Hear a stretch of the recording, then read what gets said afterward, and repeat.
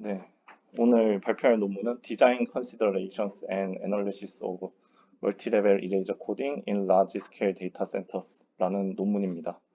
이 논문은 기존 페이퍼보다 떤 디자인을 더 잘해서 퍼포먼스를 늘렸다 이런 측면의 개선 논문이라기보다 이레이저 코딩을 디자인하는 데 있어서 여러 가지 기법들이 있고 그거를 딥다이브해서 서베이 해보는 논문이라고 할 수 있겠습니다. 그래서 이레이저 코딩은 여러분들 다 아시다시피 뭐 라지 스케일 데이터 센터에도 쓰고 뭐 작은 규모의 나스에도 자주 사용되는 리던던시 기법이죠. 그래서 디스크 리던던시가 있어서 만약 디스크가 페일이 되면 나머지 디스크로 복구하는 기법입니다. 그래서 싱글 레벨 이레이저 코딩과 멀티 레벨 이레이저 코딩으로 나뉠 수가 있는데 이제 싱글 레벨 이레이저 코딩은 네트워크 혹은 인클로저 내에서 로컬 싱글 레벨 이레이저 코딩을 하는 예를 들 수가 있습니다. 그래서 여기 스트라이브 있을 때 네트워크 레벨에서 각 청크 단위로 나눠주고 페리티도 계산합니다. 그래서 인클로저 내, 그러니까 인클로저라고 하면 샤시 하나 내에서는 이제 그대로 받은 IO를 그대로 어, 스루 해주는 기능을 바로 네트워크 싱글 레벨 이레이저 코딩이라고 하고, 로컬 싱글 레벨 이레이저 코딩은 네트워크 레벨에서는 따로 레이드 하지 않고 인클로저 레벨에서만 이제 레이드나 이레이저 코딩을 하는 것을 뜻합니다. 그리고 멀티레벨 이레이저 코딩은 이렇게 좀 더 긴 스트라이브를 이제 네트워크 스트라이브라고 보통 얘기를 하는데, 이거를 로컬 스트라이브 단위로 나누고 그리고 거기에 대한 XOR 그 페리티 계산도 여기 다른 인클로저에다가 보냅니다. 그 인클로저 내에서는 각각 청크 단위로 다시 디스크에 보내는 것을 바로 멀티레벨 이레이저 코딩이라고 합니다. 그래서 싱글 레벨 이레이저 코딩과 멀티레벨 이레이저 코딩이 어떤 점이 다른지 잠깐 설명드리도록 하겠습니다. 그 싱글 레벨 이레이저 코딩은 그 데이터 청크 사이즈, 청크 개수 K와 그 페리티 개수 P가 증가하면 증가할수록 그 퍼포먼스가 스케일이 잘 안 되는 단점이 있습니다. 그리고 네트워크 싱글 레벨 이레이저 코딩 같은 경우에 네트워크 레벨만 연결이 되어 있기 때문에 만약 디스크가 하나 죽어도 무조건 리모트를 통해서 복구를 해야 됩니다. 그래서 리페어 오버헤드가 상당하고요. 그리고 로컬 싱글 레벨 이레이저 코딩은 이제 렉 하나에 있는 디스크만 충분히 죽어서 렉 하나를 쓸 수 없다. 그러면 네트워크 레벨에 이레이저 코딩이 없기 때문에 그 전체 시스템에서 봤을 때 바로 데이터 로스가 발생합니다. 그래서 좀 낮은 규모의 페일리어 톨러런스를 가지고 있는데요. 이제 멀티레벨 이레이저 코딩은 이런 싱글 레벨 이레이저 코딩을 의 문제점들을 좀 잘 해결하고 있다고 이미 알려져 있고, 그거를 실험적으로 딥다이브해서 한번 확인을 해보는 서베이 논문이라고 할 수 있겠습니다. 그래서 이레이저 코딩 팔러시에 대해서 간단하게 설명을 드리자면 클러스터드 페리티와 디클러스터드 페리티로 나뉩니다. 그래서 클러스터드 페리티는 다들 아시는 레이드와 비슷한데 조금 더 설명을 드리자면 C라는 다른 스트라이브 있을 때 이 D1, D2, D3 혹은 D4, D5, D6라는 디스크 두 개의 풀 중에 하나에 무조건 포함이 되어야 하고 D2, D4, D5처럼 걸쳐져 있는 게 없다는 것이 바로 클러스터드 페리티입니다. 그리고 여기에 디스크 풀 사이즈는 한 스트라이브 이루고 있는 청크 사이즈와 청크 개수와 항상 같다는 그런 특성이 있습니다. 그런데 디클러스터드 페리티는 여기 청크 개수가 3개일 때 디스크 풀 사이즈가 6개죠. 그래서 이제 한 스트라이브 이루는 청크 개수보다 훨씬 디스크 풀 개수를 크게 잡는 그런 특성이 있고, 이제 각 스트라이브를 수도 랜덤하게 디스크에 상관없이 이렇게 막 흩뿌리는 형태를 띠게 됩니다. 그리고 이제 두 번째 특성은 리빌드 스피드 면에서 다른데, 이제 클러스터드 페리티는 어, 이게 디스크가 하나 죽었을 때 스페어 영역에 라이트를 하게 됩니다. 그래서 멀티플 리드, 싱글 라이트. 만약에 페리티가 여러 개라 하더라도 그 페리티 개수에 좀 바틀렉이 걸리는 측면이 있어서 클러스터드 페리티는 속도가 좀 느린 단점이 있습니다. 그리고 디클러스터드 페리티는 이게 하나가 죽었을 때 각 디스크의 스페어 영역에 멀티플하게 라이트를 하기 때문에 멀티플 리드, 멀티플 라이트가 돼서 속도가 빠른, 그러니까 리페어 속도가 빠른 측면이 있습니다. 또 다른 측면 하나는 페일리어 모드인데요. 이거는 이제 페일리어 시나리오 개수를 뜻하는 용어입니다. 그래서 예를 들어 클러스터드 페리티에서 D3, D4가 죽었다 했을 때, 만약 페리티가 한 개일 때, 그 두 개가 죽는다 하더라도 서로 다른 풀에서 죽었기 때문에 이거는 데이터 로스가 되지 않습니다. 그래서 같은 디스크 풀에서 죽은 이제 3 콤비네이션 2 더하기 3 콤비네이션 2만큼 이제 데이터 로스가 발생할 사건 경우의 수가 나오게 되는데, 이 디클러스터드 페리티는 6개 중에 어떤 2개만 죽어도 거의 데이터 로스가 발생하게 되죠. 그래서 페일리어 모드 개수가 디클러스터드 페리티가 더 많고, 클러스터드 페리티가 비교적 안정적이라고 생각하실 수 있지만 뒤에 또 뒤집히는 시뮬레이터 결과가 나옵니다. 그래서 이제 디자인 프로토타입에 대해서 말씀을 드리자면, 이제 앞으로 시뮬레이션 결과가 계속 나오고 거기에 이렇게 생긴 레전드가 있을 겁니다. 그래프에 레전드가 있을 텐데, 이제 여기 X, Y는 C나 D가 될 수 있고, C는 클러스터드 페리티, D는 디클러스터드 페리티입니다. 그래서 앞에 거는 이제 네트워크 레벨의 이레이저 코딩을 뜻하는 거고, 뒤에 거는 로컬 레벨의 이레이저 코딩을 나타내는 것이라고 기억을 해주시면 되겠습니다. 그리고 이제 멀티 레벨 이레이저 코딩의 페일리어 시나리오 개수에는 뭐 여러 가지가 있을 수 있지만 요 세 가지만 잘 기억을 해두시면 좋을 것 같습니다. 그래서 디스크 몇 개가 페일이 나면 당연히 로컬 풀에서 리커버를 할 수 있겠죠. 근데 거기서 로컬 레벨의 페리티 P보다 더 많은 디스크가 죽으면 이제 치명적인 로컬 풀, 그러니까 카타스트로픽 로컬 풀이 되고, 이 상황에서 이제 네트워크의 도움을 받아야 반드시 리커버가 되는 케이스가 생깁니다. 이 상황에서 네트워크 레벨의 페리티 P보다 더 많은 그 카타스트로픽 로컬 풀이 발생하게 되면 결국에 데이터 로스가 멀티레벨 이레이저 코딩에서 결국 발생하게 되겠죠. 그래서 이 세 가지 케이스를 잘 기억을 해 두시고요. 그리고 저자는 이제 리페어 메소드를 네 가지 소개하는데, 요거는 로컬하게 리페어가 가능한 케이스는 다 제외했습니다. 그러니까 로컬하게 리페어하는 케이스는 워낙 스트레이트 포워드하기 때문에 따로 설명하지 않는다고 하고요. 로컬하게 카타스트로픽 페일이 발생해서 반드시 네트워크의 밴드위스로 리페어를 해야 하는 케이스에 대해서 네 가지 방식이 있을 수 있다고 합니다. 그래서 첫 번째 방식은 이제 렉의 디스크가 2개가 페일 났지만 모든 디스크를 다른 렉으로부터 XOR해서 복구하는 방식입니다.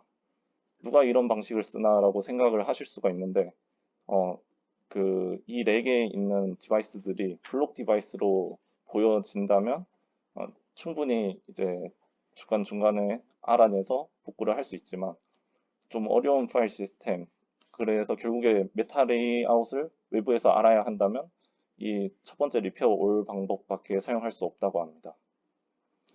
두 번째로는 이제 필드 청크 온리고, 디스크가 이제 2개 죽었을 때 거기에 필된 청크만 이제 외부로부터 리커버를 하는 방식입니다. 세 번째는 이 두 번째 거를 조금 익스텐션해서 이 필된 디스크에도 여러 청크들이 있을 수 있는데, 이런 식으로 배치가 되면 이런 식으로 배치되는 건 사실 디클러스터드 페리티밖에 없는데, 디클러스터드 페리티일 때 이제 로컬 리페어가 가능한 부분이 있으면 로컬 리페어를 하고 나머지 부분은 네트워크 리페어로 하겠다는 겁니다. 근데 사실 클러스터드 페리티도 이런 방식이 가능한데, 언제냐면 리빌드를 하다가 갑자기 한 개의 디스크가 더 페일 나서 카타스트로픽 로컬 페일이 됐을 때 일부는 리빌드 중이었으니까 복구가 된 채로 이제 로컬 리페어가 되는 케이스가 있어서 일부 케이스에 대해서는 클러스터드 페리티도 이 방식을 사용할 수 있다고 합니다. 그리고 네 번째로 리페어 미니멈인데, 이거는 이제 2개 페일 나면 카타스트로픽 페일이 나는 상황에서 하나는 네트워크 리페어로 하고 나머지 하나는 이제 복구한 다음에 로컬 리페어로 하는 방식입니다. 그래서 네 번째 방식이 이제 네트워크 트래픽이 가장 적을 것이라고 예상할 수가 있습니다. 네, 다음은 실험 방식에 대한 설명인데요. 이분들은 이제 시뮬레이션을 거의 돌렸습니다. 그래서 익스포넨셜 디스트리뷰션으로 디스크 페일을 타임 도메인에서 각각 낸 다음에 이제 전체 이 시뮬레이션, 각 시뮬레이션마다 데이터 로스가 나는지 안 나는지 판단해서 전체 시뮬레이션 횟수분의 그 데이터 로스가 발생한 시뮬레이션 횟수, 뭐 이런 식으로 시뮬레이션을 돌린 것입니다. 그런데 이렇게 하면 이제 시뮬레이션 시간이 굉장히 길어질 수 있다고 얘기를 하는데요. 뭐 논문에서는 10년까지 걸릴 수도 있다고 합니다. 그래서 멀티 스테이징 시뮬레이션이란 방식을 썼고, 이거는 뭐 소위 말하면 조건부 확률을 구하는 방식과 거의 비슷합니다. 그래서 조건부를 나타내는 그 사건의 시뮬레이션은 따로 하고 그 조건일 때 사건의 시뮬레이션은 따로 합니다. 그래서 그 두 개가 나올 확률을 곱하는 방식인데 이게 그 원래 조건부 확률은 각각 사건이 독립적이어야 가능한데 이거는 독립적이지 않아도 사건이 발생할 확률이 최대한 낮은 케이스에 대해서는 이 스플리팅 메서드가 유용하다고 어, 논문에 나와 있습니다. 그리고 세 번째 방식은 다이나믹 프로그래밍이고 이건 보통 알고리즘 시간에 배우는 그 다이나믹 알고리즘입니다. 그래서 여기서 코릴레이티드 페일리어를 사용했다고 하는데 앞에 시뮬레이션과 스플리팅은 각 디스크가 죽을 확률이 각각 독립적이라고 봤습니다. 그래서 디스크 A가 죽어도 그 디스크 B의 페일리에 영향을 안 준다는 뜻이고 근데 사실 실제 상황에서는 지진이 일어나거나 아니면 갑자기 뭐 PCI 라인이 죽어서 그쪽에 있는 SSD만 갑자기 다 죽거나 이런 케이스가 생길 수 있기 때문에 이 경우에 이제 다이나믹 프로그래밍을 사용해서 correlated failure를 확인했다고 합니다. 그리고 앞서 세 가지 말씀드린 것을 검증하기 위해서 마코브 모델로 이제 리페어 올에 대해서만 매스메티컬 메서드를 사용했다고 합니다. 그래서 이제 시뮬레이션 셋업은 57,600개의 디스크에 60개 렉에 이제 디스크를 꽂았고 각 인클로저마다 120개 디스크를 사용했습니다. 뭐 여기서 그 네트워크 레벨에서는 10 플러스 2 그러니까 데이터 청크 10개와 페리티 청크 2개 그리고 로컬 레벨에서는 17개 플러스 3을 사용했고요. 여기서 중요한 거는 디스크와 네트워크의 맥스 밴드위스의 20%만 리페어에 사용을 했는데 실제 상황에서도 리페어 동안에 프론트엔드 IO를 계속 서비스할 수 있어야 하기 때문에 실제로도 필드에서 리페어를 위해서 맥스 밴드위스를 다 쓰지는 않고 일부만 사용한다고 합니다. 그래서 이제 실험 결과를 하나씩 말씀드릴 텐데 correlated failure라는 것에 이제 데이터 로스에 대한 설명입니다. 그래서 아래 그래프를 보시면 가로축이 렉 개수, 그 다음에 세로축이 페일된 디스크의 개수입니다. 그래서 여기 노란색으로 보이시는 부분이 어떤 경우냐면 적은 렉에 많은 디스크 페일이 집중됐다고 볼 수가 있는 거고 그러니까 몇 개 디스크에 근처에 있는 디스크가 거의 다 죽은 케이스죠. 그래서 멀티레벨 이레이저 코딩은 이런 케이스에 대해서 좀 취약하다고 할 수가 있는 거고요. 특히나 이제 클러스터드 페리티와 디클러스터드 페리티 방식을 비교를 해보자면 언제나 클러스터드 페리티가 좀 더 초록색인 걸 볼 수 있죠. 요거 두 개를 비교하거나 AC를 비교해도 마찬가지입니다. 그래서 이제 앞서 말씀드린 페일리어 모드 개수 자체가 클러스터드 페리티가 디클러스터드 페리티에 비해 개수가 적기 때문에 이런 현상이 발생한다고 설명되어 있고요. 그러면 무조건 클러스터드 페리티가 좋냐라고 하면 또 아니라는 겁니다. 그래서 리페어 스피드 측면에서 리페어 올일 때 한번 실험을 해봤고요.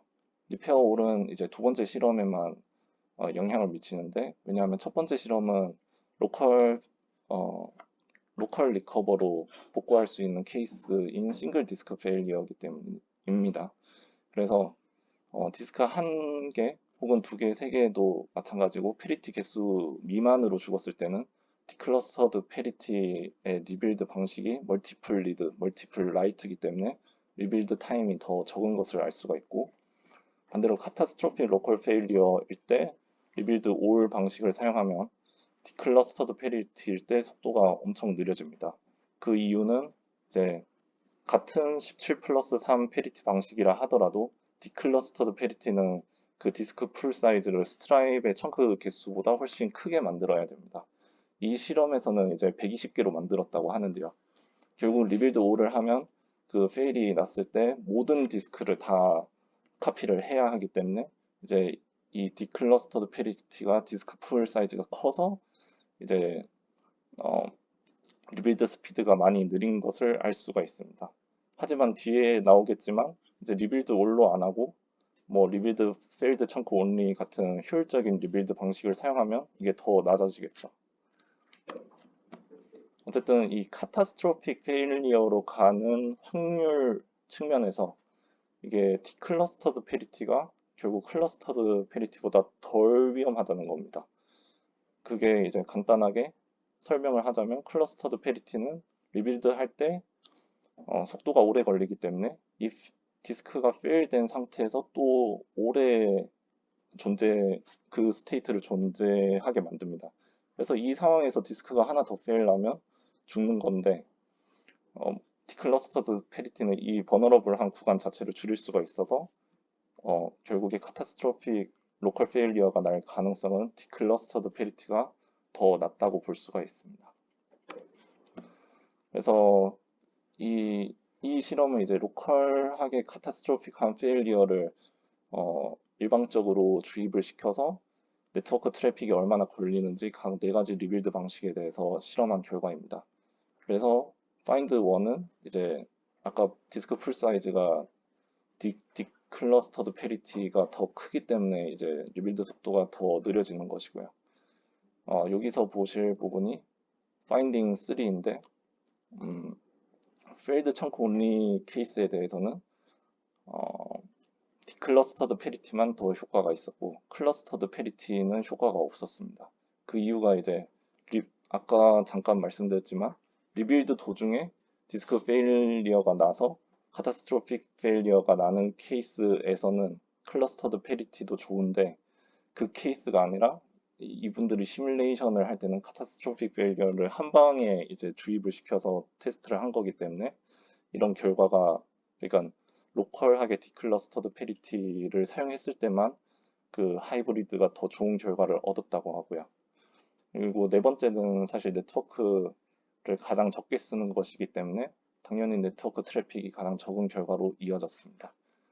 그래서 이런 리빌드 스피드가 어디에 영향을 미치는지 이제부터 나오는데 듀러빌러티라는 개념이 나옵니다. 그래서 아까 잠깐 설명드렸지만 시뮬레이션을 한번 돌릴 때 각각 디스크가 익스포넨셜 디스트리뷰션으로 이제 죽게 만듭니다. 그래서 리페어 방식을 바꿔가면서 리페어를 하는데 어떤 거는 그냥 바로 리페어가 될 거고 어떤 거는 리페어가 되기 전에 다른 디스크가 한 번 또 죽고 리페어가 될 거고 어떤 케이스에 대해서는 결국에 뭐 페리티 개수 이상 죽어서 데이터 로스를 발생시킬 겁니다. 그래서 뭐 시뮬레이션 n번 돌렸다고 하면 그 페일리어 케이스 횟수를 세서 1에서 빼면 결국 듀러빌러티가 나오는 겁니다. 이렇게 듀러빌러티를 구했을 때 전반적으로 이제 리빌드 방식이 아래쪽으로 내려갈수록 더 좋은 듀러빌러티를 보였습니다. 그래서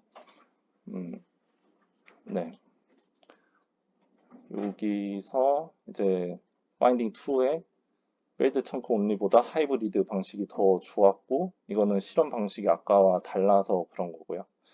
네, 전반적으로 이제 그 듀러빌리티가 올라가는 것을 볼 수가 있습니다.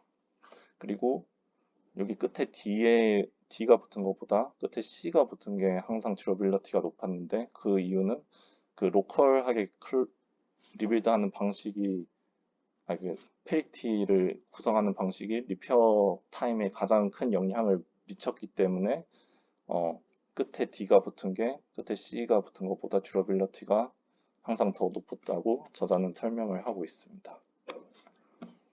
네, 다음은 싱글 레벨 이레이저 코딩과의 비교를 나타내는데요.